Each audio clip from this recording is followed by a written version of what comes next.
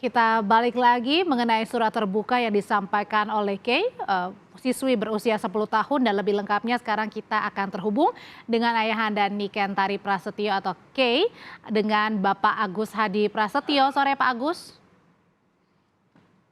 Sore. Pak Agus, sebenarnya keresahan apa sih yang dialami Kay dan Bapak beserta keluarga sehingga harus menuliskan membacakan surat terbuka untuk Presiden? Iya, sebenarnya kita udah sangat lama ini, nggak cuma tahun ini aja, bahwa udah nggak bisa dipungkiri lah, bukan jadi rahasia lagi. Ini ada ketidakberesan dalam penerimaan peserta didik baru ini, baik dari sisi zonasi atau apa segala macam. Dan melihat fenomena itu, saya tergerak gitu untuk bilang sama anak saya, bisa nggak kita menyuarakan hal-hal seperti ini ke presiden gitu, agar bisa disikapi dan ditindaklanjuti sama presiden, Memang gitu. temuannya itu apa, Pak? Apa yang ditemukan? Adakah pungutannya atau sistemnya yang kurang baik? Ya ada ditemukan gitu, Mhm. kita dari tetangga-tetangga ada yang coba ngadu ke kita, sharing sama kita, dan memang ada beberapa temuan itu, dan kita udah tindak lanjuti ke Dinas Pendidikan Kota Bekasi. Oke, Bapak ini kan Bapak yang menulis sendiri ya, Pak, terus kemudian meminta Ya, kayak untuk membacakan apa waktu itu yang ingin, disampaikan dan kenapa harus suratnya ditujukan kepada Pak Presiden? presiden itu menurut pandangan saya kan pejabat yang udah paling tinggi di republik kita ini ya. Jadi kalau Pak Presiden bisa menyikapi, saya rasa Mhm. banyaklah anak-anak terutama di Bantar Gebang, khususnya di Indonesia ini bisa diatasi gitu karena Pak Presiden kan pejabat. Jadi gitu, Mbak. Bapak Bapak kan yang menulis kemudian meminta anak Bapak Kay ini untuk membaca, waktu itu apa yang terlintas di benak Bapak meminta anak Bapak sendiri yang bacain surat?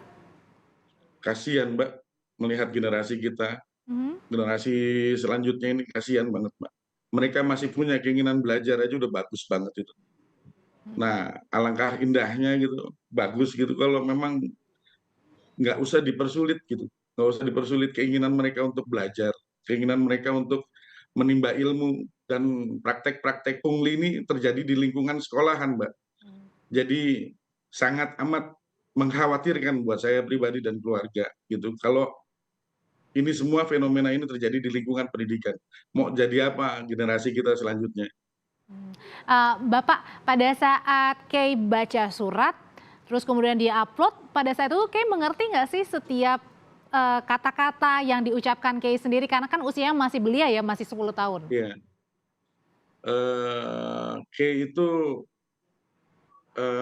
lumayan sensitif perasaannya, Mbak, anak Mhm. saya yang satu ini. Iya? Jadi udah sering kita dialog-dialog tentang kepedulian, gimana caranya bisa, berbagi dengan sekitar. K udah terbiasa dengan itu, dan pemahaman K tentang surat untuk presiden, seberapa besarnya saya nggak bisa jawab itu, tapi saya yakinkan bahwa K paham apa yang K baca itu.